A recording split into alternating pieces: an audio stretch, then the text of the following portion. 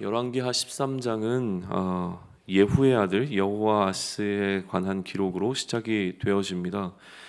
예후는 성공적으로 종교개혁을 마쳤지만 여전히 여로보암의 길에 좀 머물러 있었다라고 평가를 받았는데요. 그리고 나서 이어지게 되어지는 그의 아들에 대해 관한 기록이 이제 등장하고 있는 것이죠. 여호아스에 대한 평가는 하나님 보시기에 악을 행하고 여로보암의 죄를 따랐으며 그 죄에서 떠났지 아니하였다라고 하는 상당히 익숙한 어떤 평가를 그대로 좀 받고 있는 장면을 우리 이전에서 보게 되어집니다. 그러니까 그 결과로 하나님께서는 이스라엘을 노하셨고 북이스라엘을 아람의 손에 넘기게 되어지죠. 아람 왕이 북이스라엘을 학대했는데요.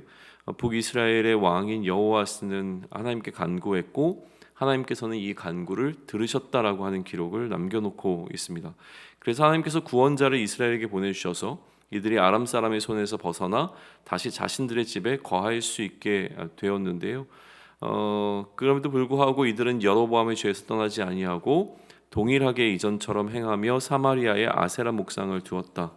이것이 이들에 대한 평가가 또 됩니다.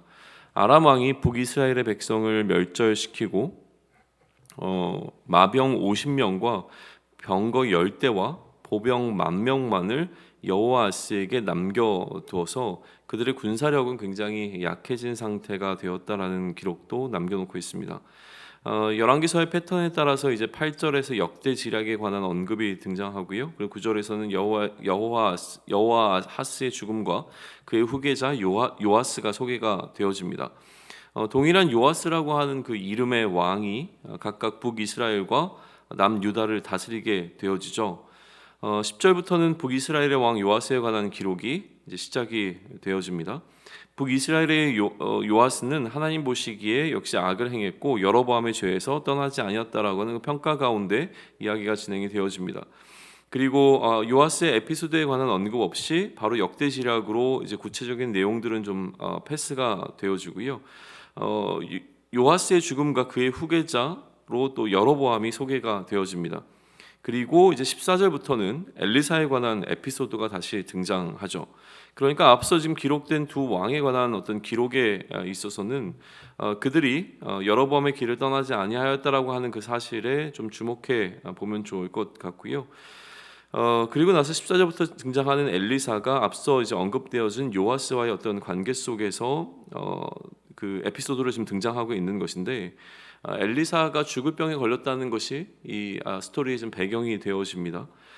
북이스라엘의 왕이었던 요아스가 엘리사를 찾아와서 눈물을 흘리며 슬퍼하게 되어지죠. 그는 앞서 여호아하스가 하나님의 어떤 진노로 인하여서 굉장히 약해진 군사력을 갖고 있었는데 그렇기에 이 엘리사에게 찾아와서 그 슬퍼하면서 눈물을 죽게 된 엘리사를 바라보며 눈물을 흘리며 슬퍼하면서 엘리사를 향해 아버지라고 부르는 것과 아울러서 이스라엘의 병거와 마병이라고 좀 부르고 있습니다. 그만큼 이제 엘리사를 의지했다라고 하는 것인데요. 아버지로부터 약한 군사력을 물려받았던 요아스에게 엘리사는 가장 큰 힘이 되었던 것은 좀 분명해 보입니다. 그러니까 그 엘리사가 지금 병에 걸려서 이제 부재한 상황이 오게 될 것에 대해서 미리 이제 예측하고 요아스는 이러한 반응을 보이게 된 것으로 좀 볼 수 있는데요. 그때 이제 엘리사는 이 요아스에게 무언가 조금 더 확신을 주는 방식에 대해서 좀 이를 좀 전개를 시킵니다. 자신을 이스라엘의 어떤 군사력으로 생각하고 있었던 이 왕에게 엘리사는 이미 이전에 눈에 보이지 않는 불말과 불병거가 자신을 어떻게 돕고 있는지를 알고 있었던 경험이 있었기에 그 부분을 좀 알려주고 싶어 했던 것 같다는 좀 생각이 듭니다.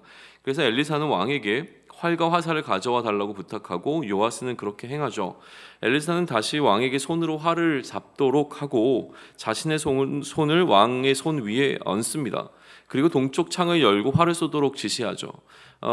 그리고 엘리사가 이야기를 합니다. 이것은 여호와를 위한 구원의 화살, 곧 아람에 대한 구원의 화살이니 왕이 아람 사람을 멸절하도록 아벡에서 칠 것을 이야기를 하죠. 그리고 엘리사는 다시 화살들을 집도록 이야기합니다. 왕이 화살들을 집으니까 엘리사는 그 화살들로 땅을 치라고 이야기를 해요. 그러자 왕은 땅을 3번 치고 나서 멈추게 되어집니다.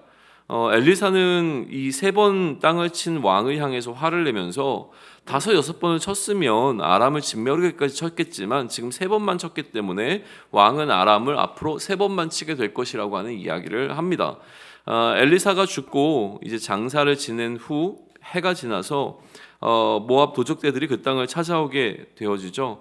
장사하는 자들이 도적대들을 보고는 엘리사의 시체를 묘실에 던졌더니 시체들, 그곳에 있던 시체들이 엘리사의 뼈에 닿자마자 다시 살아나게 되어지는 어떤 이적이 일어나게 되어집니다. 열왕기 기자는 하사엘이 이스라엘을 학대했지만 하나님께서 선조들과 맺은 언약으로 은혜를 베풀어 주신 것을 알려주고 있습니다. 그 23절의 내용인데요. 하나님께서 아브라함과 이삭과 야곱과 더불어 세우신 언약 때문에 이스라엘에게 은혜를 베풀어서 그들을 불쌍히 여기시고 돌보셨고 또 멸하기를 즐거워하지 아니하셨다라고 하는 기록을 남겨놓고 있습니다. 그리고 이 열왕기 기자가 이 글을 쓸 때까지 이스라엘은 하나님 앞에서 쫓겨나지 않았음에 관한 것을 우리가 알 수 있는 것이 23절이죠. 24절에서 아람의 왕자가 하사엘에서 베나닷에게로 좀 옮겨지게 되어집니다. 그리고 베나닷의 손에서 성읍을 다시 이제 빼앗아 왔다라고 하는 기록과 또 이 성읍은 원래 부친이 빼앗겼던 것이었다라고 하는 그 요아스의 업적에 관한 것을 기록하면서 열왕기하 13장은 이렇게 마무리가 좀 되어집니다. 앞서 이야기한 것처럼 그 3번의 전쟁이 승리로 좀 이끌게 되었다라고 하는 사실을 보여주면서 그 말과 그러니까 군사력이 얼마였는가가 중요한 것이 아니라 그 가운데 하나님께서 약속하셨던 그 승리가 이렇게 성취되었다는 사실을 좀 보여주는 구조를 좀 가지고 있는 것이죠. 우리는 이제 열왕기하 13장을 계속 묵상하면서 주목해 보게 되는 것은 무엇이냐면 다윗에게 주신 약속과 남유다라고 하는 어떤 이 기본적인 흐름이 계속 열왕기서를 관통하고 있는 어떤 주제 가운데 하나였거든요. 하나님께서 다윗에게 주셨던 그 왕조를 보존하겠다고 하는 약속이 남유다를 통해서 어떻게 성취되고 있는가라고 하는 것은 북이스라엘과 남유다가 그런 의미에서 약간 차이를 갖고 계속 흘러왔던 흐름이 있었습니다. 그런데 이제 흥미로운 것은 무엇이냐면 하나님께서 예후가 그 종교 개혁을 성공시켰을 때에 이 예후에게 그의 왕조를 영원토록 보존해 주실 것에 관한 약속을 하지는 않으셨지만 4대까지는 내가 보존해 주겠다라고 하는 약속을 하셨단 말이에요. 그러다 보니까 지금까지 영원한 왕위를 이제 약속받은 남유다가 어떻게 그 왕위가 계속 이어져가며 하나님께서 그들이 멸절의 위기에 있을 때도 특별한 하나님의 개입하심을 통하여 그들을 구원하셨는가라고 하는 것을 이미 보여주었다면 지금 이 상황 가운데서 북이스라엘에 관한 이 이야기가 진행될 때 하나님께서는 예후에게 주셨던 그 4대의 약속을 어떻게 지켜가고 계시는가라고 하는 것을 오늘 본문을 통해서 보여준다라고 하는 거예요. 그렇기 때문에 아케스나 그럼에도 불구하고 보존하시는 하나님의 일하심이 가장 강조돼서 드러나게 되어집니다. 그러니 이 약속이라고 하는 부분에 우리는 좀 주목해서 묵상을 하게 되어지고요. 이 다윗에게 주신 약속과 흡사하게 예후에게 주신 약속이 북이스라엘을 계속 보존할 수 있도록 이끌어주는 하나님의 일하심의 어떤 근본적인 이유였다라고 하는 것과 아울러서 이 약속이 다시 한번 강조되어지는 지점은 오늘 23절입니다. 23절에 가게 되면 하나님께서 예후에게 주셨던 약속 이전에 다윗에게 주셨던 그 약속 이전에 아브라함과 또 이삭과 야곱이라고 하는 이들의 선조들에게 주신 약속이 있었다. 그리고 그 약속으로 인하여서 하나님께서 이들을 멸하기를 즐겨하지 아니하셨다는 사실을 선포하고 있다는 거예요. 그러니까 이 열왕기하 13장을 통해서 이 열왕기 기자는 우리에게 무엇을 알려주냐면 하나님과 맺은 이 언약에 관한 것을 다시 한번 독자들로 하여금 기억하게 만드는 일을 지금 하고 있다는 겁니다. 그럼 이 약속이 있기에 어떠한 변화가 일어나느냐라고 하는 것은요, 이 약속으로 인하여서 하나님의 진노가 그들 가운데 임하여서 그들이 멸절될 수 있는 상황이 왔음에도 불구하고 다시금 그들에게 구원이라고 하는 것이 일어나게 되어지는 그 패턴을 우리는 보게 된다는 것이죠. 이 패턴은 어디서 익숙하게 나오냐면 사사기에서 등장하고 있는 패턴입니다.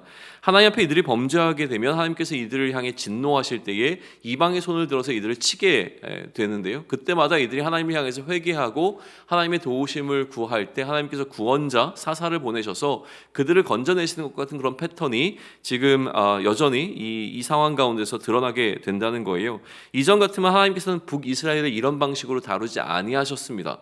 그래서 왕조가 끝마쳐지고 새로운 왕조가 또 태어나는 방식으로 다루셨을 텐데, 지금 하나님께서는 예후에게 약속하신 그 4대의 약속을 지켜가고 있는 것을 우리는 보게 된다고 하는 것이죠. 그러면 이 약속과 함께 우리가 묵상해야 되는 주제는 무엇이냐면 하나님의 인내라고 하는 것입니다. 하나님께서 이 약속을 지키기 위해서 하나님의 신실하심과 또 이 상황 가운데서 하나님께서 어떻게 오래 참으시는가라고 하는 사실에 대해서 우리는 반드시 함께 묵상을 해야 하는 것이죠. 하나님께서 이렇게 오래 참으시는 이유는 무엇이냐면 우리와 맺으신 약속 때문이라고 하는 사실을 놓칠 수 없습니다.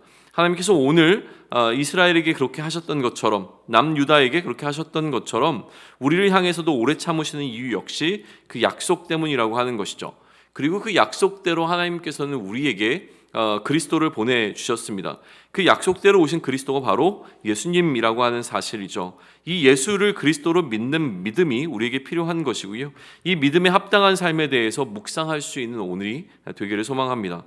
믿음에 합당한 삶이라고 하는 것은 오늘 요아스가 땅을 몇 번을 쳤는가와 연관되어져 있습니다.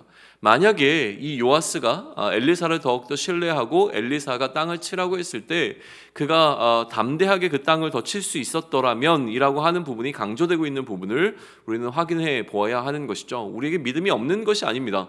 그럼 우리는 믿음대로 행하려고 할 것이고 믿음대로 행하기 위해 오늘도 우리는 분투할 것입니다. 그러나 우리의 믿음이 땅을 몇 번 치는 것과 연결되어져 있다면, 그래서 우리의 믿음을 물리적인 형태로 표현할 수 있다면 우리는 5, 6번 칠 수 있는 땅을 3번만 치고 멈추는 것은 아닌가라고 하는 것을 다시 한번 생각해 볼 수 있는 시간을 좀 가지면 좋겠습니다.